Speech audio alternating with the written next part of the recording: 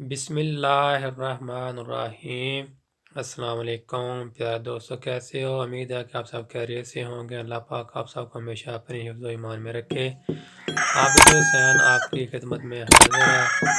तो आज दोस्तों, जैसा कि आप देख रहे होंगे, मुझे पिन्नियाँ बनी हुई हैं, तुलसी की पिन्नियाँ जिसको बोलते हैं। पिंडां दी सुगात है। तो जिवें सर्दियाँ आउंदियां ने ते लोग इन्हां नूं बनाउणे शुरू कर दिंदे ने, फिर खांदे ने सुबह दोपहर शाम। क्या ही माहौल हुंदा है पिंड दा। ते बहुत अच्छा रवायसी है। ते असीं भी अज बना रहे। सर्दी बहुत ज़्यादा हो गई है। ਹੁਣ ਜਨਵਰੀ ਦਾ ਮਹੀਨਾ ਮਾਸ਼ਾਅੱਲਾ ਜਾ ਰਿਹਾ ਵਾ, ਕੋਰੇ ਪੈ ਰਹੇ ਨੇ। ਤੇ ਇਹ ਜਿਹੜੀ ਬੜੀ ਅੱਛੀ ਚੀਜ਼ ਹੈਗੀ ਆ, ਜਿਨ੍ਹਾਂ ਲੋਕਾਂ ਨੇ ਖਾਧੀ ਉਹਨਾਂ ਨੂੰ ਪਤਾ ਹੈਗਾ ਬਣਾਉਣ ਦਾ ਸਾਰਾ ਤਰੀਕਾ ਹੈਗਾ ਵਾ। ਮਕਸਦ ਸਿਰਫ ਬਣਾਉਣ ਦਾ ਇਹ ਹੀ ਹੈ ਕਿ ਦੋਸਤਾਂ ਨੂੰ ਦੱਸਿਆ ਜਾ ਕੇ ਪਿੰਡਾਂ 'ਚ ਹਾਲੇ ਵੀ ਕਦੀ ਕਦੀ ਚੱਲਦਾ ਹੈ ਸਿਸਟਮ। ਇਹ ਅਕਸਰ ਹੁਣ ਤੇ ਖਤਮ ਹੀ ਹੋ ਗਿਆ ਤਕਰੀਬਨ, ਲੇਕਿਨ ਹਜੇ ਵੀ ਬਹੁਤ ਘੱਟ ਲੋਕ ਜਿਹੜੇ ਨੇ ਉਹ ਇਸਤੇਮਾਲ ਕਰਦੇ ਨੇ। ਥੋੜ੍ਹਾ ਬਹੁਤਾ ਪਿੰਡ ਦਾ ਮਾਹੌਲ ਰਹਿ ਗਿਆ ਹੈਗਾ। ਪਿੰਡ ਦੇ ਮਾਹੌਲ ਹੀ ਬਸ ਹੁਣ ਤੇ ਖਤਮ ਹੀ ਹੋ ਗਏ ਨੇ। ਨਵਾਂ ਦੌਰ ਹਰ ਚੀਜ਼ ਖਾ ਕੇ ਸਾਡੀ। ਜਿਸ ਤਰ੍ਹਾਂ ਤੁਸੀਂ ਵੇਖ ਰਹੇ ਸੀ, ਕੁੱਟੀ ਜਾ ਰਹੇ ਆ।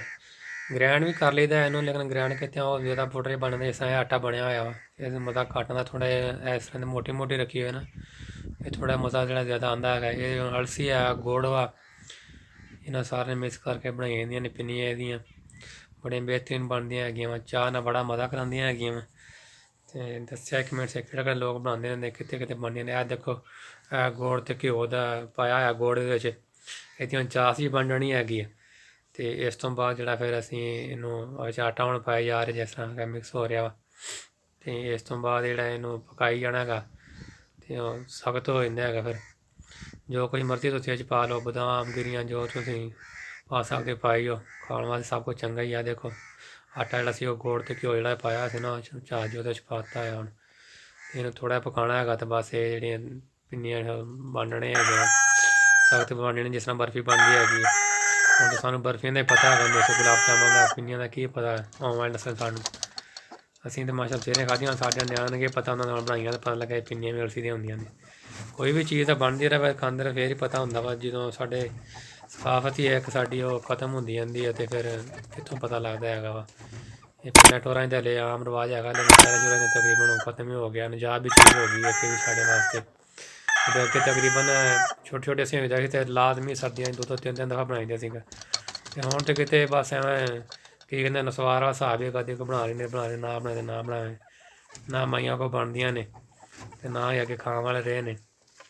ਇਹ ਹੁਣ ਦੇਖੋ ਮਾਸ਼ਾਅੱਲਾ ਪਿੰਨੀਆਂ ਜਿਹੜੀਆਂ ਬਣ ਗਈਆਂ ਨੇ। ਇਹ ਬੱਚੇ ਵੀ ਨਾਲ ਬਣਾਈ ਜਾ ਰਹੇ, ਬੱਚੇ ਵੀ ਨਾਲ ਲੱਗੇ ਹੁੰਦੇ ਨੇ, ਵੱਡੇ ਵੀ ਲੱਗੇ ਹੁੰਦੇ ਆ। ਆਹ ਦਾਦੀ ਨਾਲ ਹੈਲਪ ਕਰਾ ਰਹੇ ਨੇ।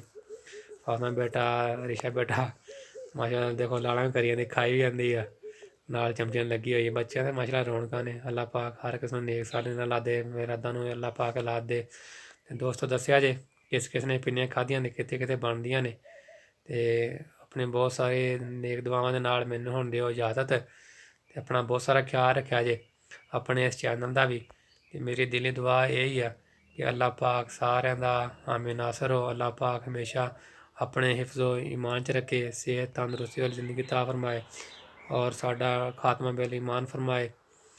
ਅੱਲਾਹ ਪਾਕ ਸਾਨੂੰ ਇਹਨਾਂ ਪੁਰਾਣੇ ਸਮੂਹਾਂ ਨੂੰ ਥੋੜ੍ਹਾ ਬਹੁਤਾ ਉਜਾਗਰ ਕਰਨ ਦੀ ਤੌਫੀਕ ਅਤਾ फरमाए। तो ओके, अल्लाह हाफिज़, फ़ी ईमान अल्लाह। आपकी दुआओं का तलबगार आबिद हुसैन। अल्लाह हाफिज़, फ़ी ईमान अल्लाह।